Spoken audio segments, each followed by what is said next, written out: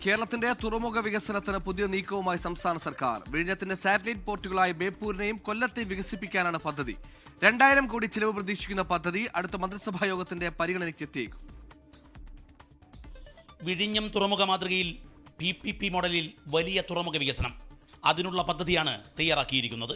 ബേപ്പൂർ കൊല്ലം തുറമുഖങ്ങൾ 2000 കോടിയിലേറെ ചിലവഴിച്ച് വികസിപ്പിക്കുന്നതാണ് പദ്ധതി. 6 മാസം മുൻപ് തന്നെ പദ്ധതി രൂപരേഖ തയ്യാറായി കഴിഞ്ഞു. ഇപ്പോൾ ധനവകുപ്പ് ക്ലിയറൻസും നൽകി. വിഴിഞ്ഞം പോർട്ടിന്റെ സാറ്റലൈറ്റ് പോർട്ടുകളായി വികസിപ്പിക്കുന്നതാണ് പദ്ധതി.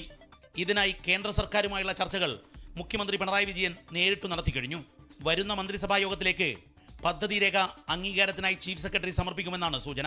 വിഴിഞ്ഞം വിജയമാതൃകയിൽ നിന്നും പാഠങ്ങൾ ഉൾക്കൊണ്ട് അതിന്റെ സാധ്യതകൾ കൂടി ഉൾപ്പെടുത്തിയാണ് ഇൻലാൻഡ് നാവിഗേഷൻ പദ്ധതി രേഖ തയ്യാറാക്കിയത്. തുറമുഖ വകുപ്പും ഇതിനൊപ്പമുണ്ട്. വലിയ തുറമുഖ സിറ്റികൾ കേരളത്തിലുണ്ടാക്കുക എന്നതാണ് പദ്ധതിയുടെ ലക്ഷ്യം. ബേപ്പൂരിനെ പോർട്ട് സിറ്റിയായി പ്രഖ്യാപിക്കാനും ഇതിൽ ശുപാർശയുണ്ട്.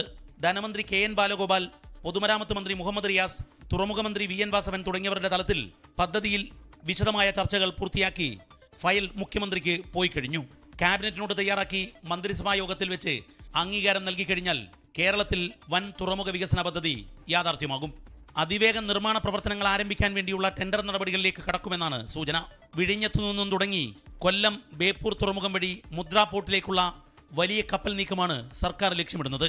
മദർ വെസലുകളും ചെറിയ കപ്പലുകളുമെല്ലാം കേരളത്തിലേക്ക് എത്തിക്കുകയാണ് ഈ നീക്കത്തിലൂടെ ലക്ഷ്യമിടുന്നത്. മംഗലാപുരം, തൂത്തുക്കുടി പോർട്ടുകളിലേക്ക് പോകുന്ന കപ്പൽ സർവീസുകളെല്ലാം കേരളത്തിലേക്ക് ഇതിലൂടെ എത്തുമെന്നാണ് വിദഗ്ധർ പറയുന്നത്. ദീപക് ധർമ്മടം, 24 കോഴിക്കോട്. ലോകത്തെവിടെയായാലും ഏത് സമയത്തും 24 വാർത്തകളും ഓഗ്മെന്റഡ് റിയാലിറ്റി പാക്കേജുകളും എക്സ്പ്ലെയിനറുകളും വിശദമായി കാണാൻ ഞങ്ങളുടെ യൂട്യൂബ് ചാനൽ നിങ്ങൾക്ക് സബ്സ്ക്രൈബ് ചെയ്യാം.